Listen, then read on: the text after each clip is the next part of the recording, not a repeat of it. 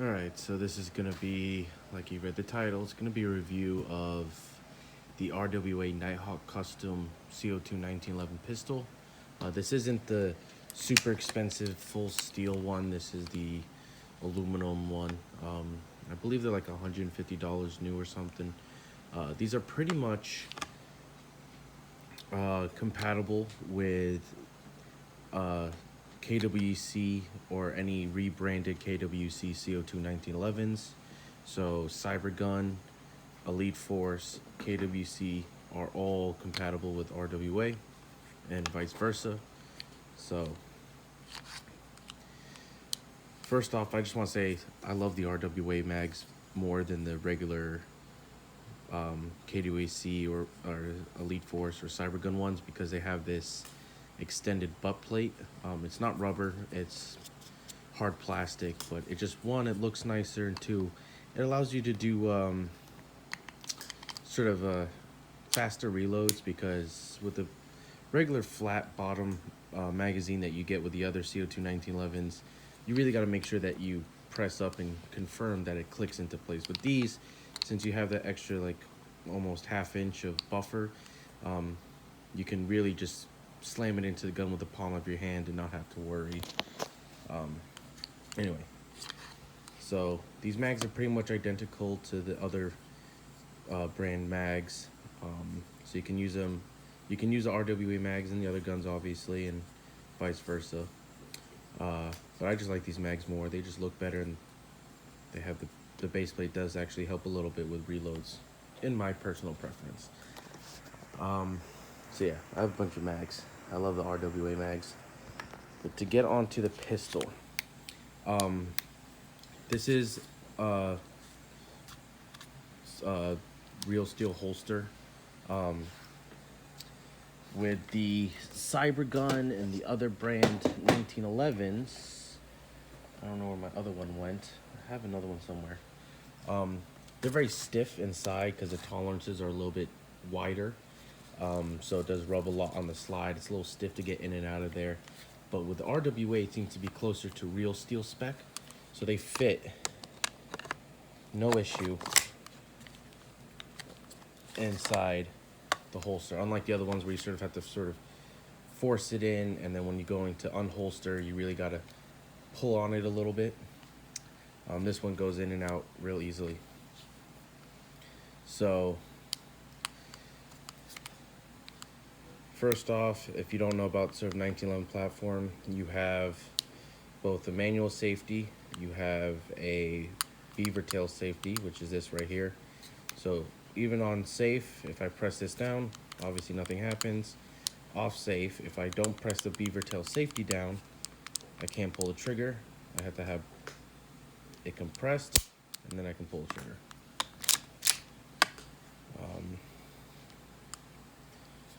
Let's see.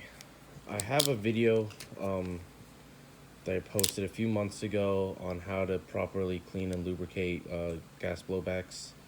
Let's see if I can do this one-handed. Probably not. Nope. Can't do it one-handed. Basically, take this apart. Get a good close-up. You want to line the top of your slide catch with the second notch, not all the way back, to that little cutout right there. You press on this side, you press this pin out, which I'll do off screen.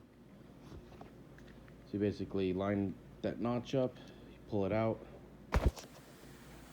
like so, and then the whole slide will come off.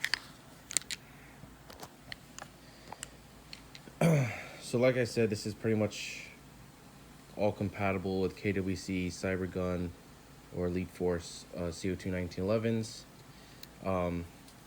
Quick note, I did replace the why am I blanking out on the name right now? The barrel collar. It's gonna annoy me. But this piece right here, which I'll show once I take it apart further, is a real steel Wilson Combat barrel sleeve. I don't remember. just because it's real steel, so it's not nicer. And I do notice that on some of these CO2 1911s, the stock ones, these little tabs right here tend to bend up, and that can cause it to come off on its own. So this is a real steel one. You do have to file out the inside a lot, as you can see. So basically, take it out, you just rotate it, and then it comes off. This locking lug right there that you have to get out of the channel. So you have 2 recoil springs, and then you can then push out your outer barrel and inner barrel assembly. So right here's your hop up. You don't have to take the slide apart to adjust your hop, obviously. There's a little hop up wheel right there, as you can see. You basically move that back and forth to adjust hop up. You don't have to adjust hop, you don't have to take this all apart. You can literally just take the slide off the gun and you can access the hop up wheel without taking this all apart. But I just wanted to take it apart just so I could show in detail.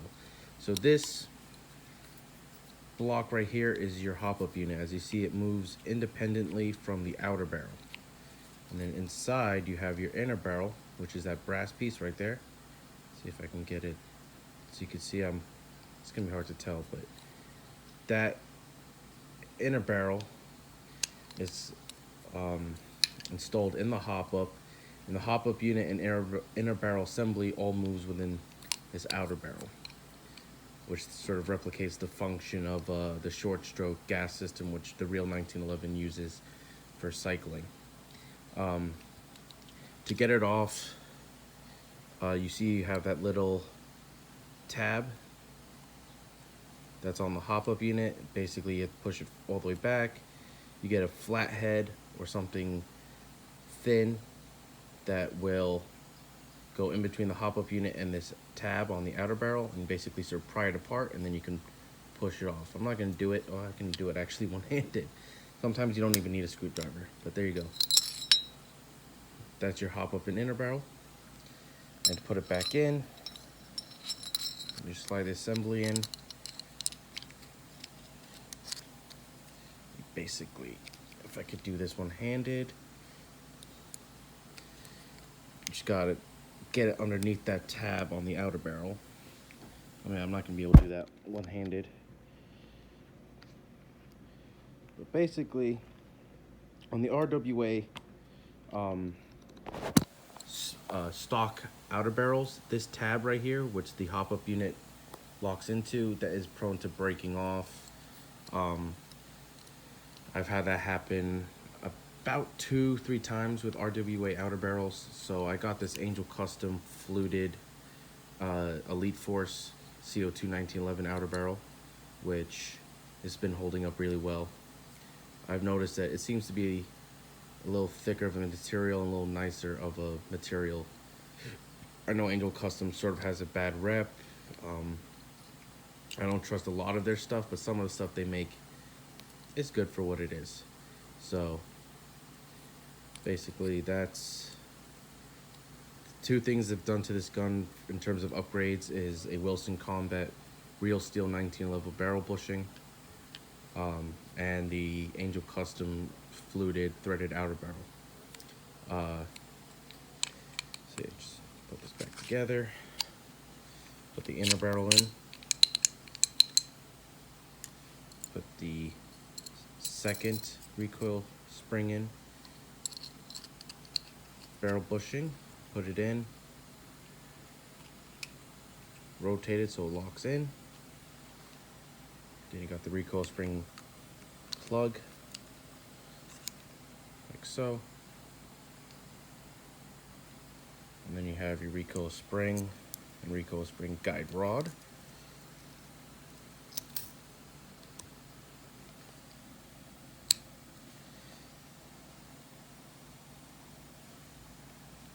And come on, it's so hard to do this one-handed.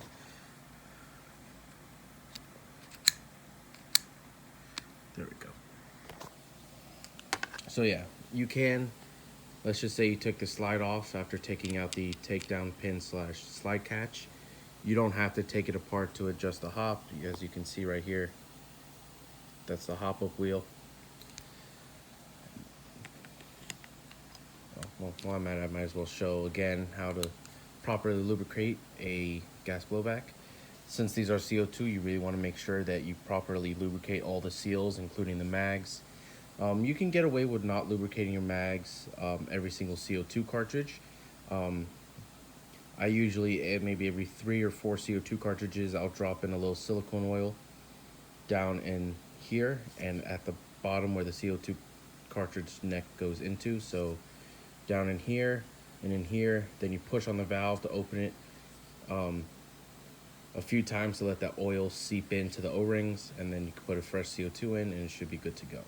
If you have leaks or anything, sometimes these valves might get loose, so you could just tighten down the valve a little bit. If it still leaks, I recommend taking the valve out, cleaning it, lubing it, putting it back in, seeing if that does it. If not, you can get rebuild kits by Elite Force for their magazines. So if that's for the magazine, for the lower, all you really gotta do is put lubrication on the rails where the slide goes on.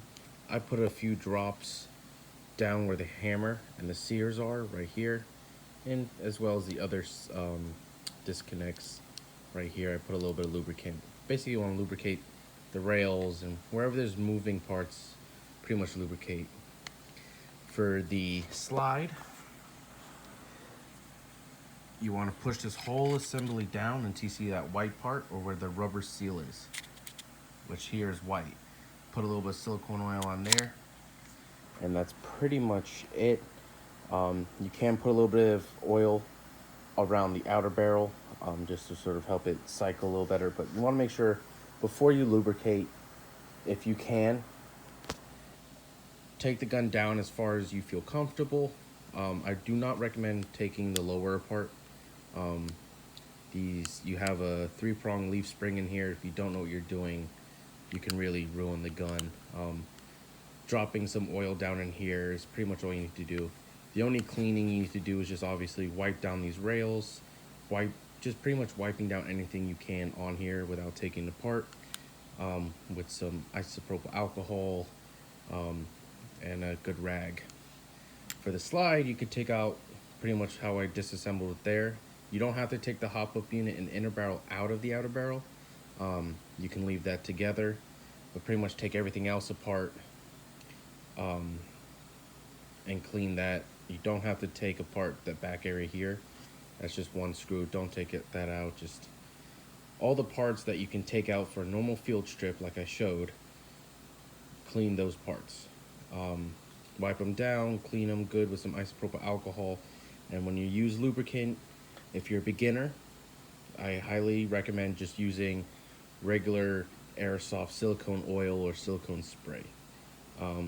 If you're a bit more advanced and you know where not to get certain lubricant, you can use regular gun oil and stuff, but if you don't know, I just recommend using silicone oil or silicone spray. I highly recommend silicone oil over the sprays, because sometimes the sprays contain additives like the propellant for the spray that can damage O-rings and seals. So I usually like just regular dropper or bottles of silicone oil that you can just drop a few drops and spread out with your finger. I have a whole other video on like how to properly lubricate gas blowbacks, and I go into the different types of lubricants and what to use where and what not to use in certain areas. But I already have a video on that, so I'm not gonna really go too much into that. But if you're a beginner, just use regular silicone oil. If you can't really find a good silicone oil, you can get away with a silicone spray. Just be careful, because I know even some of the airsoft silicone sprays still have some additives that aren't 100% good for O-rings and seals. We can do this one-handed. There we go. So that is disassembly and how to sort of take care of it. Only issues I've ever had with this gun was it wasn't hopping BBs heavier than 0.25. So I just, if you know what you're doing, you should already know that there's a little hop up arm. And the hop up unit, I just bent that down a little bit so it'd apply hop sooner. And that worked out its issue. Still pretty much free, easy mod you can do if you're trying to hop heavier BBs. If you're only hopping 0.25s or less, then you don't really need to worry about it. But I play a lot of outdoors, and so I like to use, at least for pistols, the most I'll use is maybe a 0.28. But at the same time, it's a pistol, so you don't really want to go much higher. But I usually run 0.28s in pistols. That's what I have in it now. But yeah, that is the RWA Nighthawk custom aluminum version, I guess you could call it, not the full steel. I wish I could get that, but that's expensive, and I have a bunch of other expensive guns that I probably use more, so I don't need to waste money on that. If you have any questions, I might do a sort of updated belt setup video. My belt setup's always kind of changing a little bit. I just got these new pistol mags from Amazon. I changed my IFAK recently to a different pouch. Dumb pouch has always been the same. Got my tourniquet, and I have a Leatherman pouch. Yeah. If you have any questions, please feel free to comment. If you need me to make another video going into more details about certain things, just let me know. Have a good day.